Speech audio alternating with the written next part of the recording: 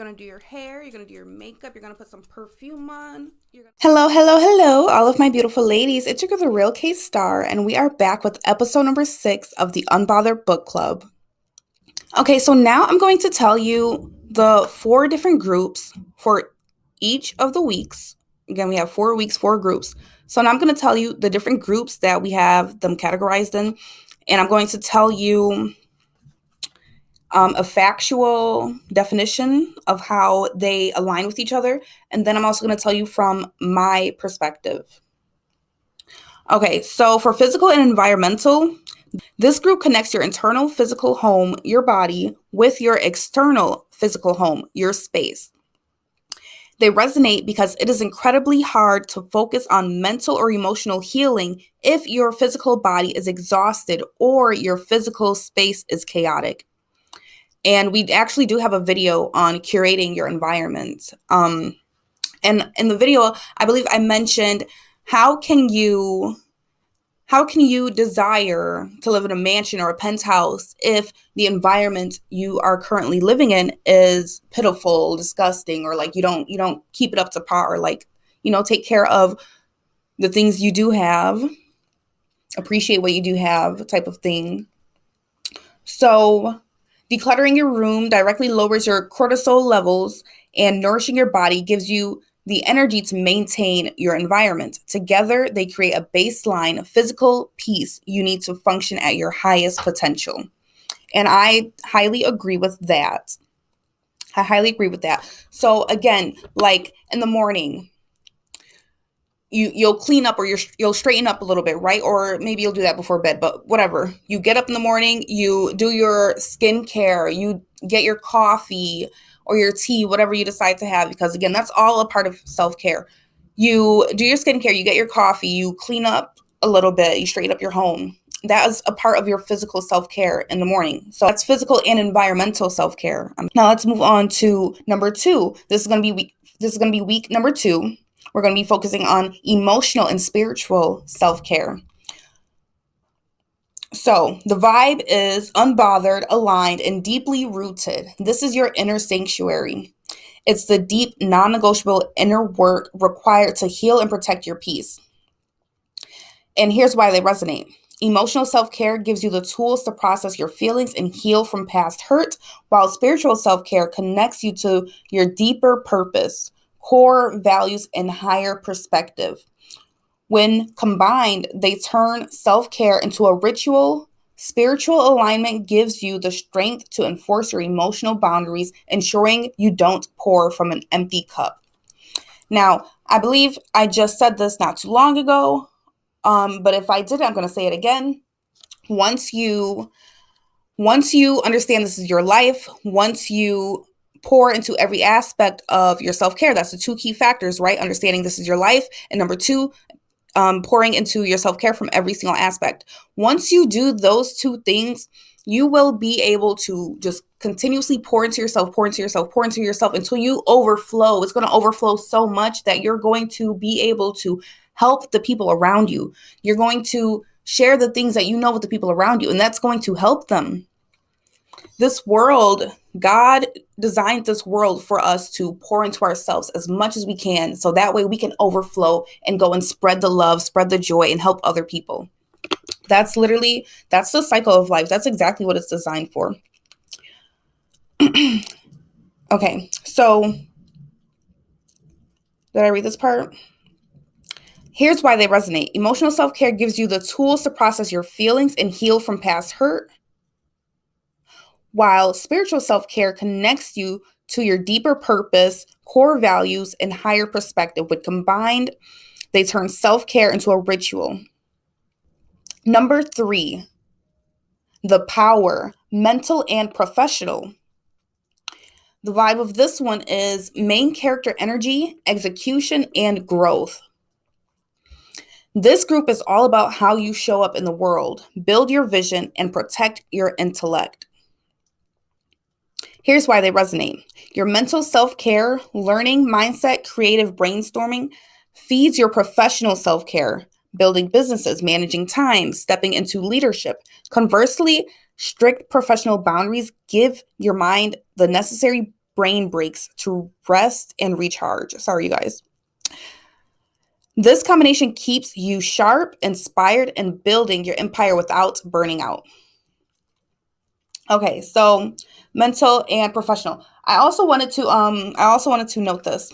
So once you start pouring into, we're going to go back to week 1, right? Week 1 is the physical and environmental. Once you do all of those things for week 1, where you're pouring into your physical self-care and your environmental self-care, make sure the things around you are good and make sure that you are good. Once you do those 2 things for week 1, when you move on to week 2, it's going to like kind of like flow naturally because you've already been doing the physical and environmental self-care, right? So you've been doing those things. So now it gives you the clarity that you need to be able to open your mind and go to check into your spirituality and your emotions.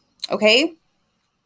So once you focus on week 1, going into week 2 is going to be smooth. It's going to be like, okay, like I've been focusing on my physical and environmental self-care for a whole week. So now going into week 2, you're going to have an open mind. You're going to have that clarity because you've been doing the things that you need to do. Okay, we've been on for 6 minutes. That's good. Okay, so now when you get to week 2, you're going to be naturally doing things that you've already been doing in week 1. So you're going to be doing week 1 and week 2. It's going to come naturally. So now that you're in week 2 and you're indulging in your spirituality and your emotional self-care, now that you're indulging into those things, when you are doing that, because you're doing week 1 and week 2, you're doing all of the things, stepping into your mental and professional self-care is going to come real easy, okay? It's going to come real easy. And here's why.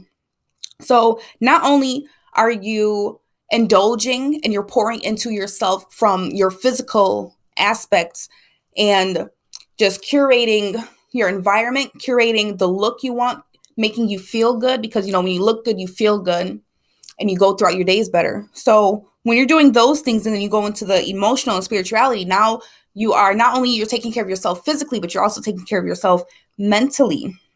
Right? So now, since you're already taking care of yourself mentally, because emotional and spiritual, that also does come back down to mental.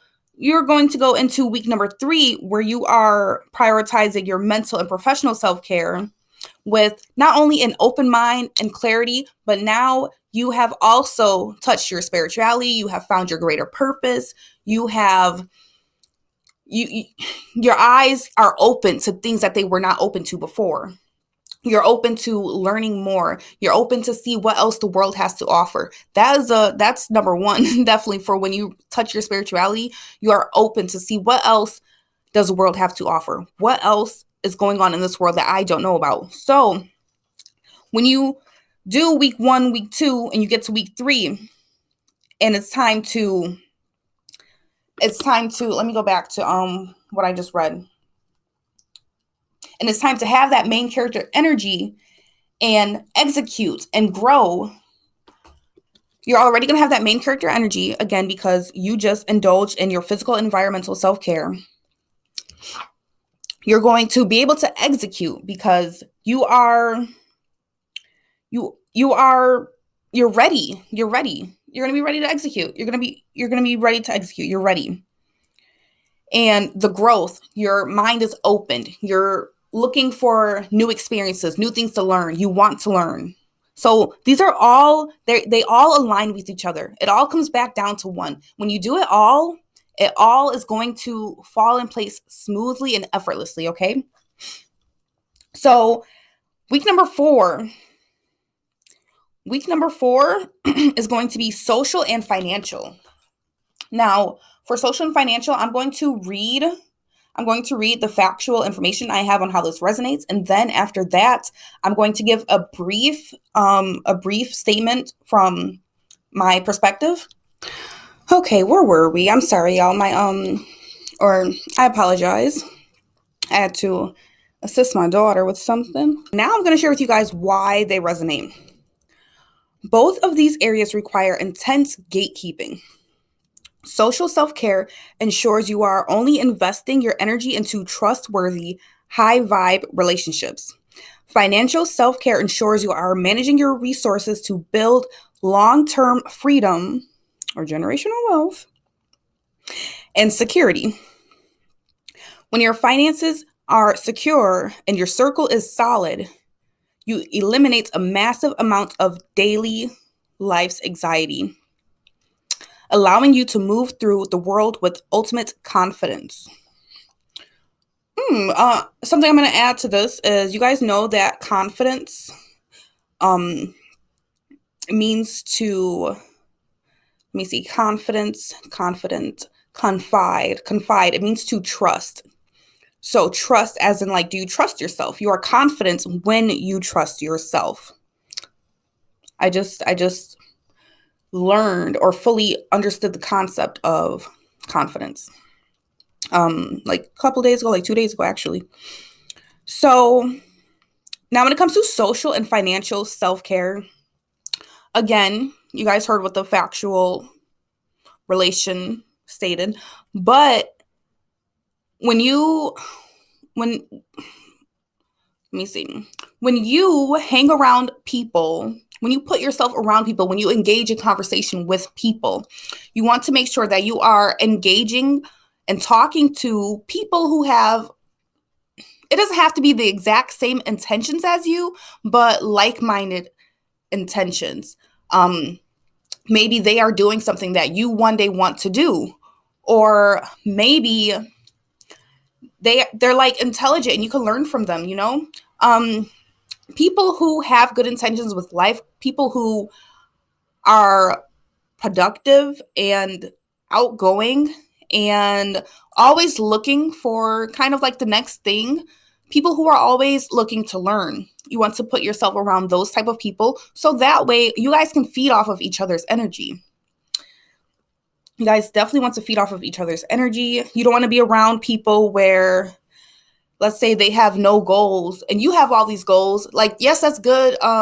Maybe you'll motivate them, but you're only going to motivate them to a certain extent because realistically, they didn't have any goals anyways. So when they see you with your goals, they're like, oh yeah, that's cool. I wish I had goals, but they never fully commit to doing things to have goals. So you want to make sure you're around people who are like-minded and have good intentions.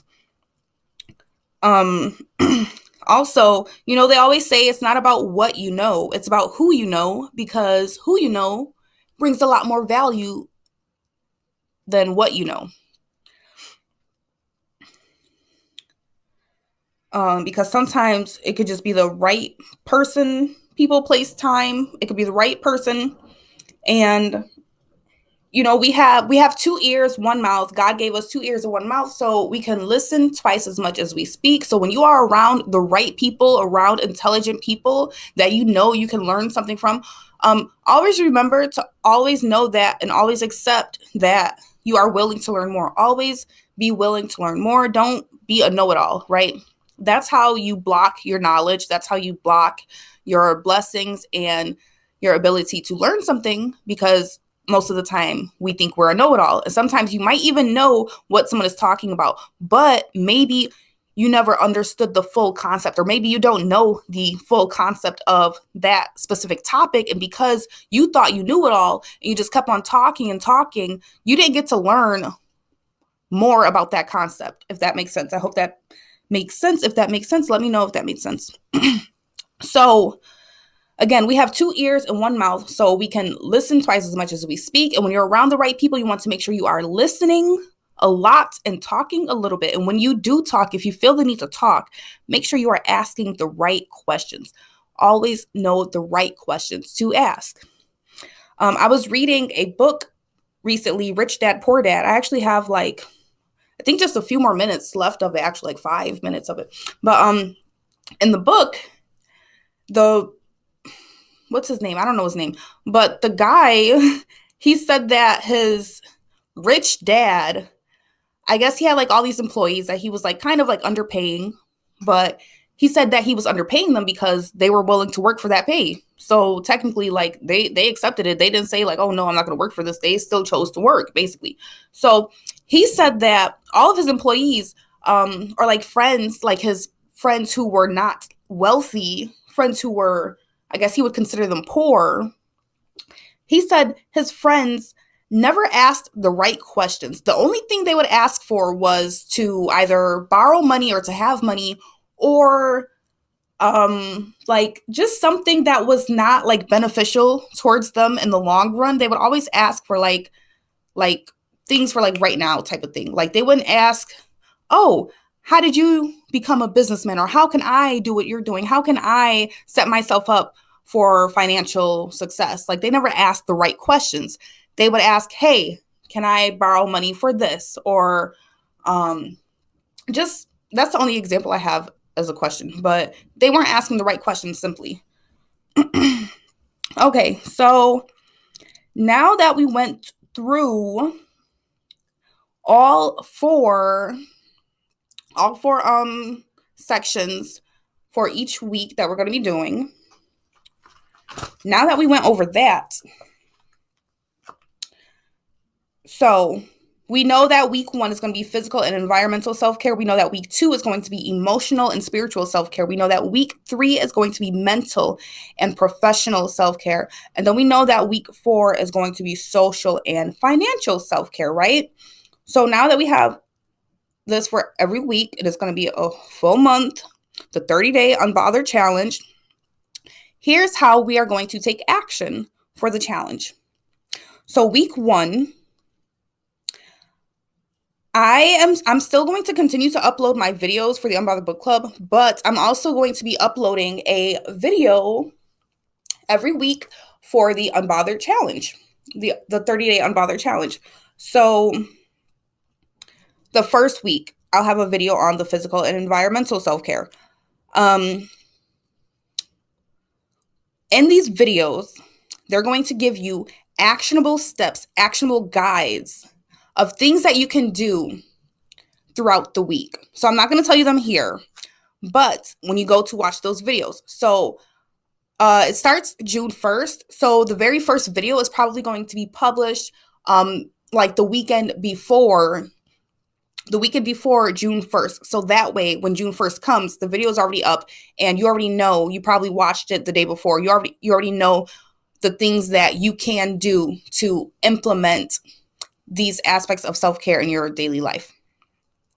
And these are going to be, there's going to be a variety of different ways where you can implement it into your life. So that way it can fulfill the things that you need it to fulfill, and you can do the things that you are comfortable with doing. I don't want it to be something where you are going out of your way to try to achieve something. If you feel like you are going too much out of your way, that means it's going to be a hassle and you're not going to be able to stick with it. So my overall goal is going to be to put everything into 2 steps.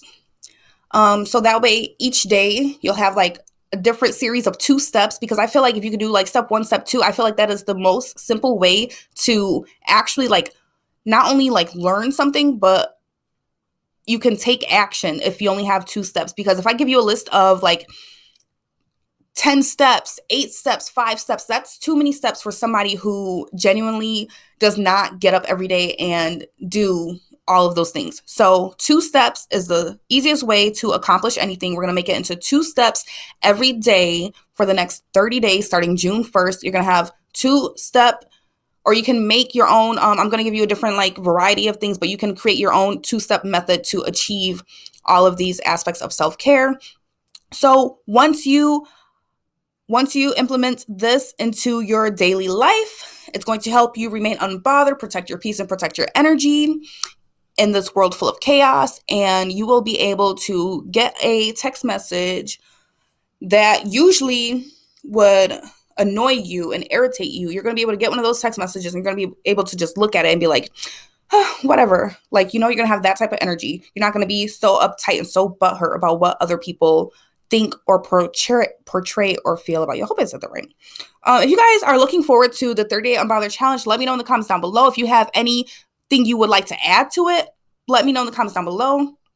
And yeah, I will see you guys next week with the Unbothered Book Club for episode 7. And Um, don't forget to shop. Taste our brands. Thank you. Bye.